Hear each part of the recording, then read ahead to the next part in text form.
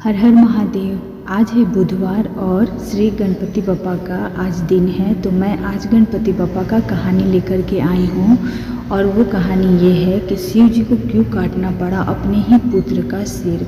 तो कहानी में बने रहें, हमारे वीडियो को ज़्यादा से ज़्यादा शेयर करें। अगर आप नए हैं तो लाइक शेयर सब्सक्राइब करना ना भूलें। ब्रह्मा वैवर्त पुराण के अनुसार एक बार नारद जी बड़े ही जिज्ञासा अवस्था में श्री हरि नारायण के पास पहुँचे और विनती स्वर में बोले, हे प्रभु, मैं आपसे ये जानना चाहता हूँ कि भगवान शंकर ने क्यों अपने ही पुत्र गणेश जी के मस्तक को काट दिया। गणेश जी की बात होती है तो सबसे पहले याद आता है कि महादेव शिव ने उनका मस्तक काट दिया था।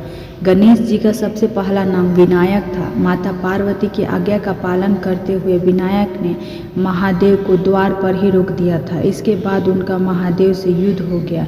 इसके परिणाम स्वरूप भगवान भोलेनाथ को त्रिशूल से बाल गणेश का सिर काटकर वहां हाथी का मस्तक लगाना पड़ा। लेकिन भगवान शिव को ऐसा क्यों करना पड़ा, इसके पीछे भी एक श्राप था। ब्रह्मा वैवर्त पुराण में इस श्राप की कथा का वर्णन है। दरअसल इस घटना के पीछे छिपा था एक श्राप जो महादेव को ऋषि कश्यप ने दिया था।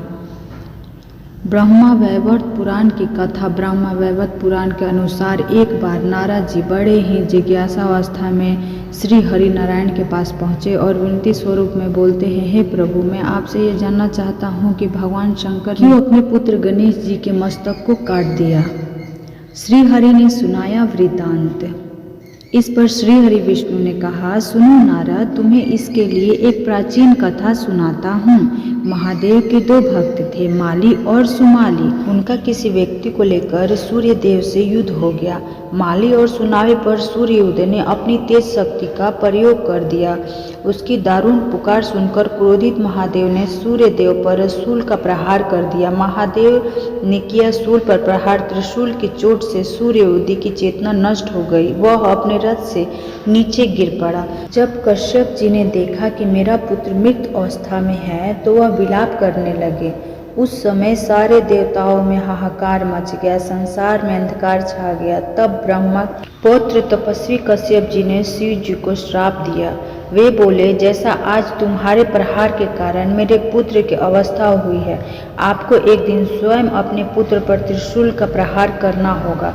आपके पुत्र का मस्तक कट जाए, इसीलिए कटा बाल गणेश का मस्तक। यह सुनकर भोलेनाथ का क्रोध शांत हो गया।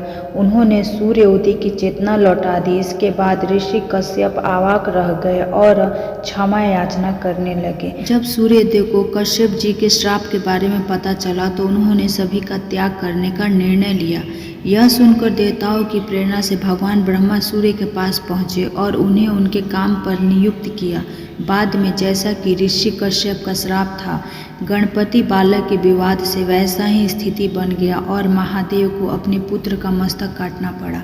तो उम्मीद करते हैं ऑसम शॉर्ट्स भक्ति में जिन्हें नहीं पता है कि विनायक जी का सर कैसे कटा, इस कहानी से आप लोगों को कुछ सीख मिलेगी।